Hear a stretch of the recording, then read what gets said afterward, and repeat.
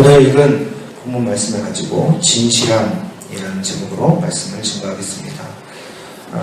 예수님께서 계속적으로 비유로 말씀하시는 과정 중에 있는데, 특별히 이 두 가지 비유를 통해서 우리가 하나님 앞에 신앙하며 나아갈 때 우리의 중심에 대해서, 우리의 진실함에 대해서 생각하고 묵상했으면 좋겠습니다.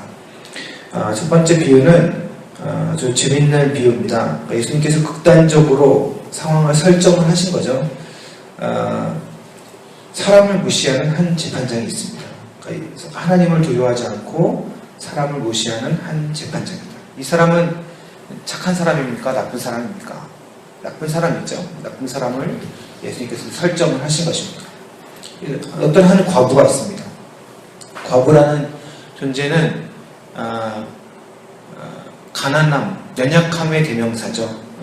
스스로 살 수 없고 또 도움을 구할 수 없는 그런 존재입니다.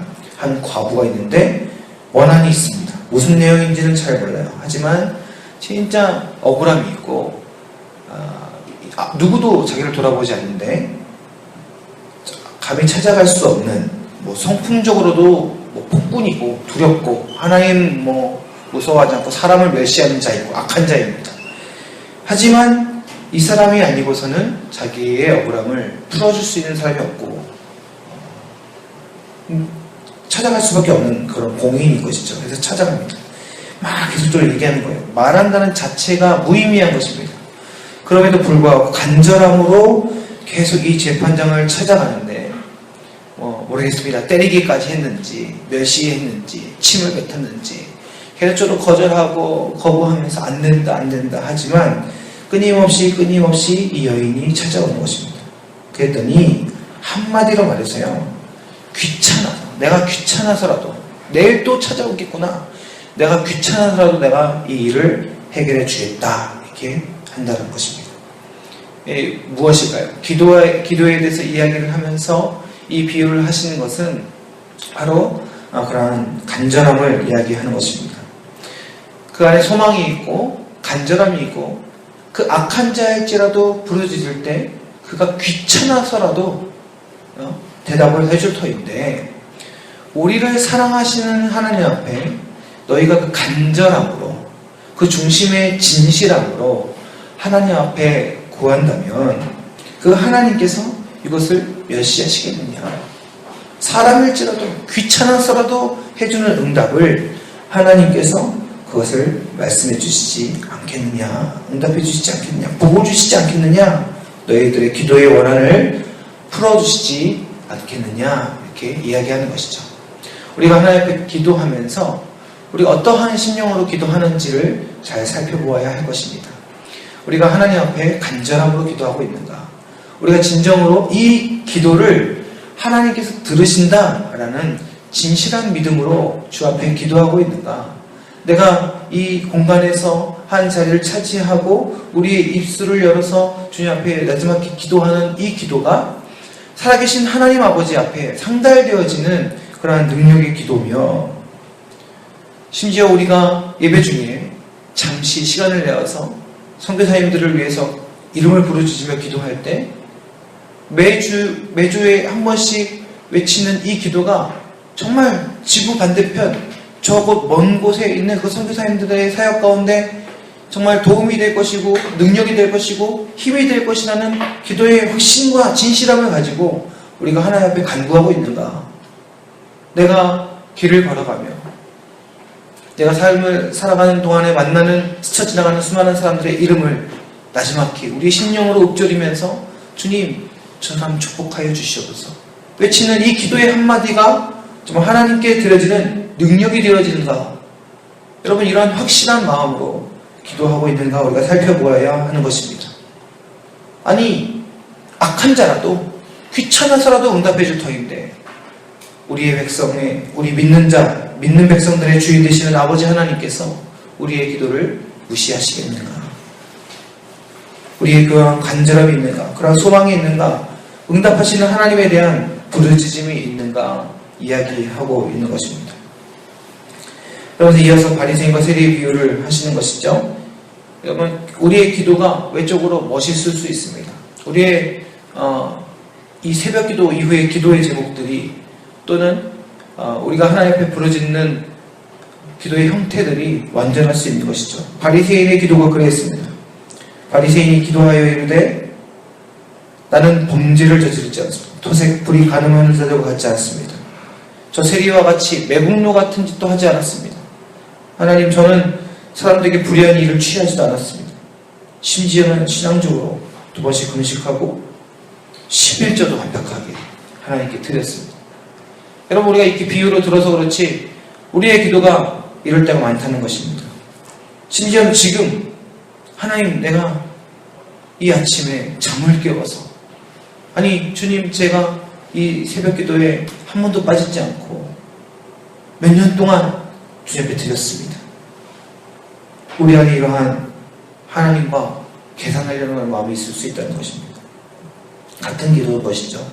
외적으로 어느 생각, 그 중심이 사라지는, 아까 그 여인의 마음처럼 정말 내가 저 사람이 아니면 안 되겠다 하는 그런 간절함, 이 기도 한 번이 정말 사람을 살릴 수 있고 이 기도 한 번이 생명을 살릴 수 있다는 그런 간절함, 그 중심에 진실함이 없을 때 우리는 우리의 외적인 기도가 아무리 훈련되어지고 숙달되어지고 숙련되어졌다 할지라도 하나님과 멀어진 기도가 될 수 있다는 것입니다. 13절에 보니까 세리는 멀리 서서 감히 눈을 들어 하늘을 쳐다보지 못하고, 벌써 기도가 시작되기도 전에 기도의 모습 자체에서 하나님 앞에 이미 마음이 통한 것 같습니다. 다만 가슴을 치면서 이르되 하나님이여 불쌍히 여기소서 나는 죄인으로소이다. 이렇게 고백하고 있는 것이죠. 저는 때로는 이렇게도 생각해 봅니다. 우리의 가식적인 기도가 외적인 형태로는 또 이런 모습도 취할 수 있다는 거예요.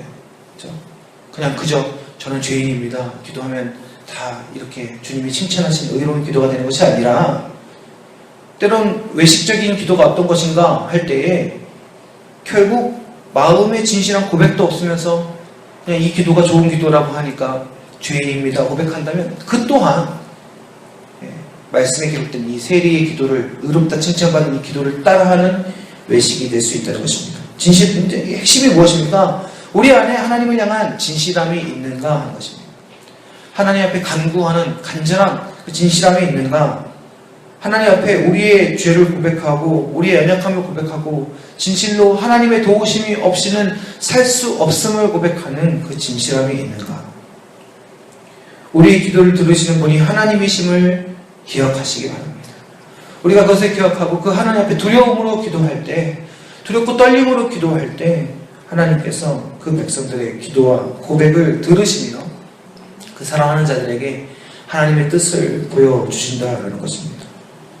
늘 우리가 기도하기 전에, 아니 기도로 비유를 들어주셨지만 우리 기도뿐만이 아니라 우리 모든 신앙의 섬김과 신앙의 모든 모습 속에서 우리가 하나님 앞에 질문 한 가지를 하면서 시작했으면 좋겠습니다. 내가 이 섬김을 누구 앞에서 하고 있는가? 내가 이 예배를 지금 누구 앞에 하고 있는가? 제가 요즘 찬양 인도할 때 그 찬양의 마지막 곡 중에 아름답고 놀라운 주 예수 라는 찬양의 후렴을 계속 반복하고 있습니다. 주님 앞에 내가 서 있네. 주 앞에 내가 서 있네. 주는 거룩하신 하나님 그 앞에 서 있네. 이 찬양 요즘 많이 하고 있거든요. 계속적으로 우리가 이 찬양을 할 때, 기도할 때 내가 지금 누구 앞에 서 있는가를 기억해야 되는 것입니다. 종교란 무엇일까요? 신 앞에 신앙하는 사람에게 집중하면 종교가 되는 것입니다. 그러나 하나님께 집중하는 것, 정말 우리를 위해서, 우리를 사랑하셔서 먼저 희생하시고 섬기시며 그 독생자이신 예수 그리스도를 보내어 주신 아버지 하나님을 바라보며 그분을 생각하는, 우리가 누구 앞에 서 있는가를 먼저 생각하는 그러한 신앙이 진실한 믿음의 고백이요 신앙인 줄 믿습니다. 시편 기자는 이렇게 고백했습니다. 시편 51편 6절인데요. 보소서 주께서는 중심이 진실함을 원하시오니 내게 지혜를 은밀히 가르치시리이다. 하나님께서 그 백성들에게 원하시는 것은 무엇이냐면 멋진 말들이 아닙니다. 신앙의 연륜이 아닙니다. 우리가 어떤 일을 잘 해낼 수 있는 능숙함도 아닙니다. 부족할지라도 이후에 보면 뭐 어린아이들을 금하지 말라 뭐 이렇게 얘기하시면서 그 미숙한 어린아이 그 시대에는 아이의 인권 이런 것도 없었거든요. 그 아이를 막지 말라 이야기하시면서 미숙할지라도 정말 진실함으로 하나님께 나아오는 자를 사모하시는 것을 보여주고 계시는 것입니다. 우리가 늘 우리의 중심과의 싸움에 속지 않았으면 좋겠습니다. 우리의 중심의 거짓과 싸워야 할 것입니다. 그래서 이 심령이 하나님 앞에 올바로 서 있고 우리가 진실한 회개를 놓치지 않는 그런 믿음의 삶을 살아나갈 때 그 한 사람을 통해서 하나님의 통치, 하나님의 역사, 하나님의 존재하심이 이 땅 가운데 드러나게 되는 줄 믿습니다. 성도 한 사람의 진실함, 성도 한 사람의 그 진실함을 가지고 하나님 앞에 낮아지는 그 죽음의 자세가, 그 죽음의 신앙이 오히려 살아계신 하나님을 드러내게 되는 것입니다.